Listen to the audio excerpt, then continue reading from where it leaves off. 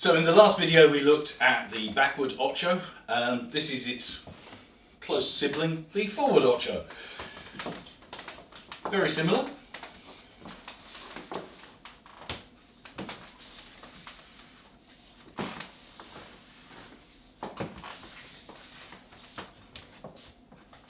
Yeah, very similar. So we are basically doing the same things we did with the backward Ocho, but it breaks down a bit like this. So we have a side step, but this time instead of aiming our partner that way, I'm going to aim her that way. Still done with my chest, still done with my frame connection. I change weight as before. Side step, pivot, side step, pivot, side step, straighten up, change weight, walk out. Things to remember, again, make sure you break everything down so that you do moving and turning as separate things. We don't want to blur anything together. We don't want any like that where we're sort of rushing ahead the whole time. Tango is a dance of pauses. It's not just about keeping moving the entire time. Make sure you've aimed her far enough around, because if I just aim her to there and then try and sidestep, she's going to collide. So make sure you aim your partner slightly around. Yeah.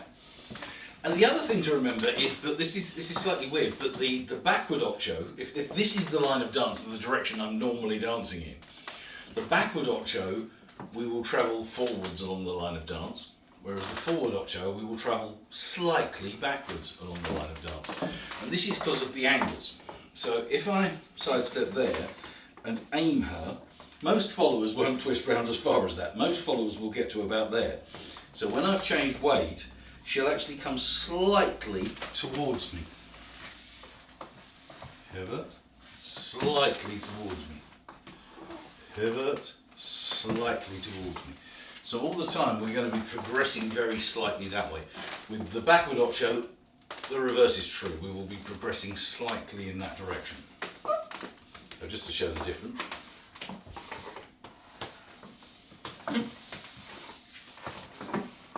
Yeah, so it's a very slight zigzag going in that direction. Once again, make sure that we have this elastic connection, because if we do this that way around, so you can see what's happening, you stand this way. So, first step, when I aim her, if we don't have an elastic connection, it's what I call T-Rex dancing. We end up there. It's too tight, we get jammed in, we can't move then. So, with a flexible connection, yeah, we're now free to move.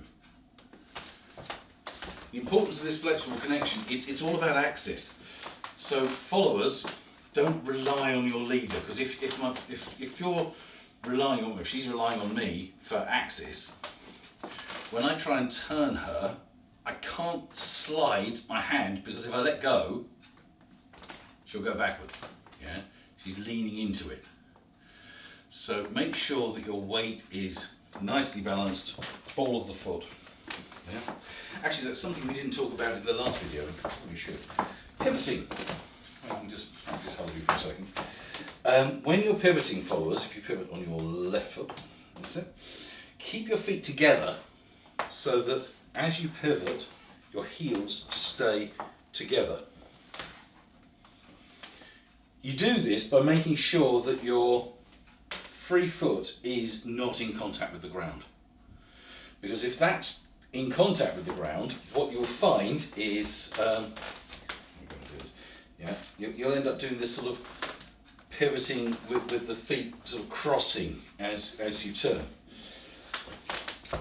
And I see it happens a lot in classes that I see people standing there and they turn and that happens, and I say, you've got split weight. No, I haven't, all the weight's on my left foot. No, I don't think so, because if you turn and you've got this grip here, the weight can't be all on your left foot. What should happen is that your feet turn together in the same shape. So followers, make sure that when you pivot, ankles touching, keep the shape, pivot, step, keep the shape, pivot. Yeah, so you're pivoting on the ball of the foot the whole time, not the heel, the front. Of just one foot. Of just one foot.